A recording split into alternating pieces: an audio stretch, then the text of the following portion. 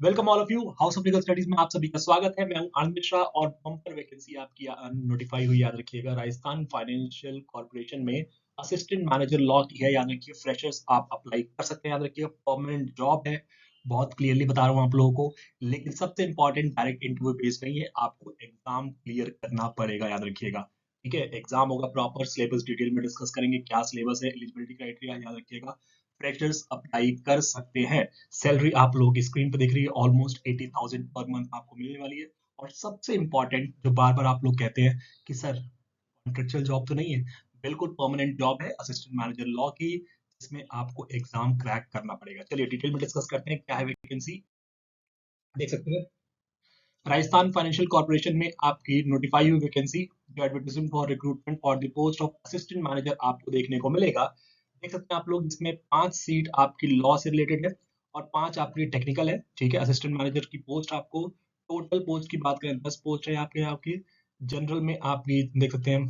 ठीक है, और schedule caste, schedule tribes, backward category, EWS, सब में आपको देखने को मिलेगा। लेकिन याद रखना, जो आपकी सैलरी अगर स्क्रीन पर देख रही होगी, तो मैंने गलत नहीं बता रहा था आप लोगों को, याद रखना। ठीक है, अभी हम डिटेल में डिस्कस करेंगे कि आपको ट्रेनिंग के टाइम पे कम मिलेगी सैलरी, और ट्रेनिंग कंप्लीट होने के बाद आपको जो स्क्रीन पे आपको सैलरी दिख रही है 80,000 ऑलमोस्ट, वो आपको पे की जाएगी, याद रखिएगा। ठीक है, ये देख सकते हैं, रेमुनरेशन देख सकते हैं। देखिए, असिस्टेंट मैनेजर लॉ की बात करें तो आपको लेवल 12 है। ठीक है, जो कि 31,000, ये ट्रेनिंग का पीरियड की बात करें, याद रखना। ट्रेनिंग पीरियड में आपको 31,100 रुपए मिलेंगे। और जब आपका बेसिक जो है वो देखिए, जब कंप्लीट हो जाएगी प्रोबेशन पीरियड, तो आपका 44,000 बेसिक है। उसके साथ आप लोगों का डीए, एचआरए, ये सारी चीजें आपको मिला दी जाए, तो ऑब्वियस बात है, आपको देखिए एट प्रेजेंट देखिए इतनी होगी सैलरी। देखिए at present initial monthly gross remuneration approximately 79,500, sorry 854 rupees at Jaipur. ठीक है, क्लियर सबको, कितना आपको सैलरी मिलने वाली है, याद रखिएगा।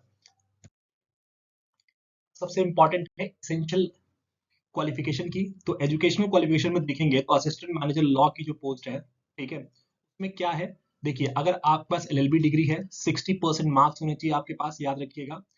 60% मार्क्स से ज्यादा आपके हों रिजर्व, अनरिजर्व कैटेगरी में आप एलिजिबल है। और रिजर्व कैटेगरी कैंडिडेट्स की बात करें तो शेड्यूल कास्ट, शेड्यूल ट्राइब्स के लिए बात करें तो उसमें 50% मार्क्स आप लोगों के होने चाहिए। ठीक है, और साथ में आपका बेसिक कंप्यूटर प्रोफिशिएंसी की बात करें, कंप्यूटर की नॉलेज आपको हो। ठीक है, लेकिन अगर आपके पास देखिए एलएलबी है, ठीक है, तो साथ में आपको 2 साल का एक्सपीरियंस चाहिए। क्लियर सबको, गवर्नमेंट अंडरटेकिंग, इंडस्ट्रियल अंडरटेकिंग में, फाइनेंशियल इंस्टीट्यूशंस में, या बेसिकली 3 साल का प्रैक्टिस आपको। ठीक है, तो आपकी दो एसेंशियल क्वालिफिकेशन की बात करें तो एलएलबी के साथ आपको क्या चाहिए, 2 इयर्स का एक्सपीरियंस। ठीक है, वो आपका जो गवर्नमेंट सेक्टर में, या बेसिकली और 3 ईयर प्रैक्टिस।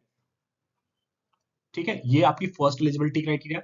या बेसिकली अगर आपने मान लीजिए एलएलएम किया है, ठीक है, एलएलएम अगर आपने परस्यू किया है, तो जो ये आपका एक्सपीरियंस है वो आपको रिक्वायर्ड नहीं होगा। ठीक है, तो या तो आप देखिए एलएलएम आपके पास है, तो उसके साथ आपको देखिए नो एक्सपीरियंस रिक्वायर्ड। इसका मतलब एलएलएम कैंडिडेट जो है, उनके पास एक दिन का भी एक्सपीरियंस नहीं है, तो भी आप अप्लाई कर सकते हैं, आप क्लियर हो सकते हैं, याद रखिएगा। और एलएलएम में कोई भी मिनिमम मार्क्स का क्राइटेरिया नहीं है।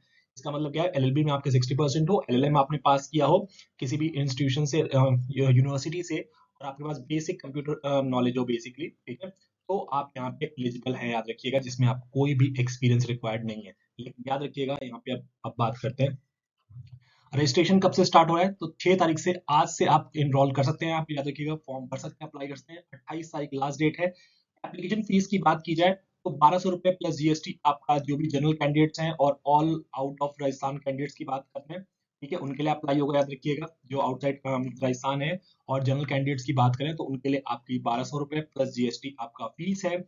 600 रुपए प्लस जीएसटी आपका schedule caste, schedule tribes, EWS, most backward category, और backward category non creamy layers के लिए, बेसिकली जिनका डोमिसाइल राजस्थान में है, उनके लिए एप्लीकेबल है। एग्जाम सेंटर्स की बात की जाए तो टेंटेटिव बेसिकली एग्जाम सेंटर्स आपके जयपुर, जोधपुर और कोटा में होंगे, याद रखिएगा, जो कि आपको अटेम्प्ट करना है। ठीक है, एज लिमिट को देखते हैं तो मिनिमम एज लिमिट आपके 21 साल है। ठीक है, 21 साल मिनिमम एज लिमिट है। और मैक्सिमम एज लिमिट आपकी 40 इयर्स, 40 साल आपको यहाँ पे मैक्सिमम एज लिमिट है।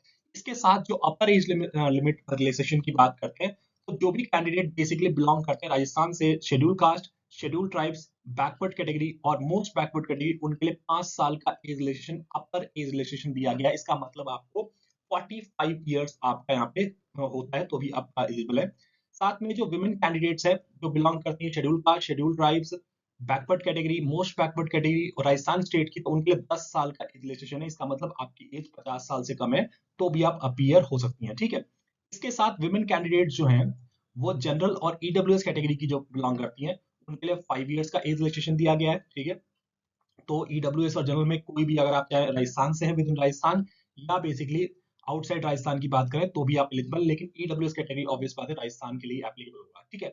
साथ में आपका इंटरनल कैंडिडेट्स की बात करते हैं, जो इंटरनल जो ऑलरेडी गवर्नमेंट में सर्विंग होते हैं तो उनके लिए आपका 5 इयर्स की रिलैक्सेशन यहाँ पे देखने को मिलेगा। अब बात करते हैं हम लोग एग्जाम पैटर्न की, क्या है आपका सिलेबस, कैसे आपको इस एग्जाम को क्रैक करना है, देख सकते हैं।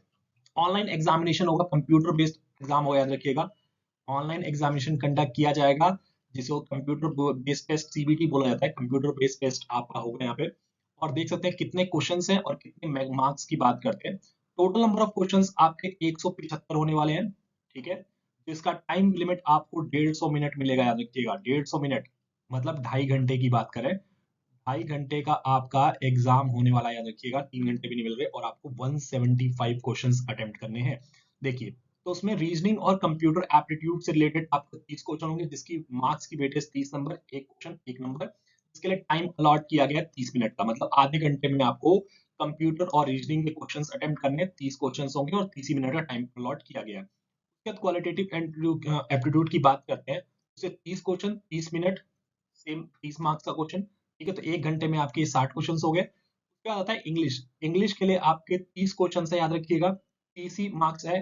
इसके लिए टाइम थोड़ा सा कम दिया गया है क्योंकि आपको इंग्लिश में कुछ सॉल्व नहीं करना होता बेसिकली। अब ऐसा नहीं है कि मैथ है या रीजनिंग है जिसमें आपको कुछ सॉल्व करना पड़े, तो उसमें आपको 25 मिनट टाइम दिया गया क्योंकि उसमें यहाँ पे इंग्लिश में ये होता है कि आपने पढ़ा क्वेश्चन, आपको समझ आएगा तो आप आंसर डायरेक्टली कर सकते हैं, ठीक है। तो उतना टाइम लगता नहीं है। उसके बाद आपका जनरल और फाइनेंशियल अवेयरनेस, ठीक है, जो आपका ज्यादातर बेसिकली एमईएस जो सेक्टर होता है, एमएसएमई जो सेक्टर्स होता है, तो minimum sorry medium and small enterprises वाला सेक्टर जो आपको मिलेगा, उससे रिलेटेड आपको 35 क्वेश्चंस पूछे जाएंगे जिसके मार्क्स की वेटेज 35 है। और इसके लिए देखिए टाइम कम मिल रहा है आपको, 25 मिनट का टाइम आपको एलोकेट किया गया है। अब मेन आता है फाइन प्रोफेशनल नॉलेज। जो प्रोफेशनल नॉलेज की जब हम बात करते हैं तो प्रोफेशनल नॉलेज में आपका सिलेबस अभी मैं बताता हूँ कि क्या बेसिकली जो 50 क्वेश्चंस पूछे जा रहे हैं वो 50 क्वेश्चन किस सब्जेक्ट से होंगे, जिसकी वेटेज देखिए 75 नंबर है, ठीक है। तो 1.5 नंबर का एक आपको क्वेश्चन यहाँ पे देखने को मिलेगा। इंग्लिश और हिंदी दोनों मीडियम में आपका एग्जाम होगा। तो 40 मिनट का टाइम यहाँ पे दिया गया, 40 मिनट में आपको 50 क्वेश्चन अटेम्प्ट करने हैं। सबसे ज्यादा वेटेज लेकिन देखना 75 मार्क्स इसी सब्जेक्ट की है, याद रखिएगा, ठीक है। टोटल 200 नंबर का आपका पेपर यहाँ पे, ठीक है। उसके बाद जो है बेसिकली आपका डिस्क्रिप्टिव पेपर होगा जो इंग्लिश लैंग्वेज का लेटर और एसे राइटिंग आपका होगा। एक लेटर राइटिंग लिखना होगा आपको और एक होगा आपका एसे राइटिंग, जिसमें 2 क्वेश्चंस होंगे, याद रखिएगा। मैक्सिमम मार्क्स आपके 50 नंबर, मतलब 25 नंबर, और 30 मिनट का टाइम यहाँ पे आपको दिया गया है। तो टोटल हो गया आपका 3 घंटे का पेपर, जिसमें ये एमसीक्यूज फॉर्म में आपके 2.5 घंटे का पेपर होगा और आधे घंटे का पेपर आपका डिस्क्रिप्टिव पेपर आपको जो इंग्लिश लैंग्वेज का पेपर है वो कंडक्ट कराया जाएगा। पेनल्टी की बात करें तो आपका 1/4 नेगेटिव मार्किंग है, याद रखिएगा, ठीक है। 0.25 1/4 नेगेटिव मार्किंग आपको देखने को मिलेगा। अगर आप कोई क्वेश्चन अटेम्प्ट नहीं करते हैं तो उसके लिए कोई भी नेगेटिव मार्किंग नहीं है। जो हम बात करते हैं प्रोफेशनल नॉलेज का जो पेपर है जिसमें 50 क्वेश्चंस पूछे जाएंगे, तो असिस्टेंट मैनेजर लॉ में अगर आप देखेंगे ध्यान से तो देखिए क्या क्या सब्जेक्ट्स हैं जिसके थ्रू आपको 50 क्वेश्चंस देखने को मिलेंगे। जनरल कॉन्सेप्ट ऑफ लॉ आपसे पूछा जाएगा, फिर चाहे वो लॉ ऑफ इक्विटी हो, नॉर्मल, ठीक है, ये सारे क्वेश्चंस आप लोगों से पूछा जाएगा। पीआईएल हो सकता है पूछा जाए, पब्लिक इंटरेस्ट लिटिगेशन से क्वेश्चंस हो सकते हैं, ठीक है। कॉन्स्टिट्यूशनल लॉ आपसे, law of limitation, transfer of property act आप लोगों से पूछा जाएगा, लीगल एथिक्स से सब्जेक्ट से आपको मिलेगा। सरफाजी एक्ट आपका 2002 का, उससे पूछा जाएगा क्योंकि ज्यादातर फाइनेंशियल सेक्टर के हैं तो आपका याद रखिएगा कंपनी लॉज और ये सब चीजें आपकी पूछनी बहुत लाजमी है। फिर आपका इंसॉल्वेंसी एंड बैंक्रप्टसी कोड 2016 का, फिर डीआरटी एक्ट आपसे पूछा जाएगा, कंपनीज लॉ जो कंपनीज एक्ट है 2013 का, उससे क्वेश्चंस पूछे जाएंगे। इनकम टैक्स से क्वेश्चन पूछा जाएगा, इनकम टैक्स एक्ट से। लैंड रेवेन्यू एक्ट है आप लोगों का, टेनेंसी एक्ट आप लोगों को, राजस्थान टेनेंसी एक्ट से क्वेश्चंस पूछे जाएंगे। सिविल प्रोसीजर कोड जो 1908 का है उससे क्वेश्चंस बनेंगे, प्लीडिंग्स कैसे होती है, ड्राफ्टिंग कैसे है, उससे रिगार्डिंग आपसे क्वेश्चंस पूछे जाएंगे, कॉन्ट्रैक्ट एक्ट आप लोगों से 1872 का है उससे क्वेश्चंस आएंगे, स्टैम्प एंड रजिस्ट्रेशन एक्ट दोनों एक्ट, ठीक है, से क्वेश्चंस पूछे जाएंगे, पीएमएलए और अदर इंपॉर्टेंट एक्ट्स हैं जो कि आपको फाइनेंशियल एस्पेक्ट्स के रिगार्डिंग दिखेंगे, उससे क्वेश्चंस आएंगे। टोटल आपके 50 क्वेश्चंस आप लोगों के यहाँ पे देखने को मिलते हैं जिसकी 75 मार्क्स वेटेज है और 40 मिनट्स का टाइम आपको मिलेगा, याद रखिएगा 40 मिनट्स का टाइम यहाँ पे 50 क्वेश्चन सॉल्व करने के लिए दिया जाएगा, ठीक है, ये सिलेबस है। उसके बाद आपको 30 मिनट का डिस्क्रिप्टिव पेपर है, ठीक है, जिसमें 50 नंबर वेटेज है, 25-25 नंबर के आपके क्वेश्चंस, इसमें 2 ही क्वेश्चंस पूछे जाएंगे, लेटर राइटिंग और एसे राइटिंग, याद रखिएगा, क्लियर है सबको, ठीक है, जिसमें आपको रिक्वे को क्वालिफाई करना पड़ेगा, डिस्क्रिप्टिव टेस्ट को भी याद रखिएगा अलग से, ठीक है, क्लियर है। तो ये क्वालिफाइंग नेचर का आपको यहाँ पे पेपर देखने को मिलेगा। कोई भी दिक्कत हो, डाउट हो, आप लोग मुझसे कनेक्ट कर सकते हैं, ज्वाइन कर सकते हैं मुझे इंस्टाग्राम पे, टेलीग्राम पे, ग्रुप ज्वाइन कर सकते हैं, आप लोग व्हाट्सएप के थ्रू कनेक्ट कर सकते हैं और सबसे इंपॉर्टेंट यूट्यूब चैनल को सब्सक्राइब करना ना भूलें ताकि कोई भी लेटेस्ट अपडेट आपको मिले वैकेंसीज के रिगार्डिंग, जुडिशरी, एपीओ या कोई भी लीगल अपडेट आपको मिलती है तो यहाँ पे आपको सबसे पहले मिल जाए। Thank you so much.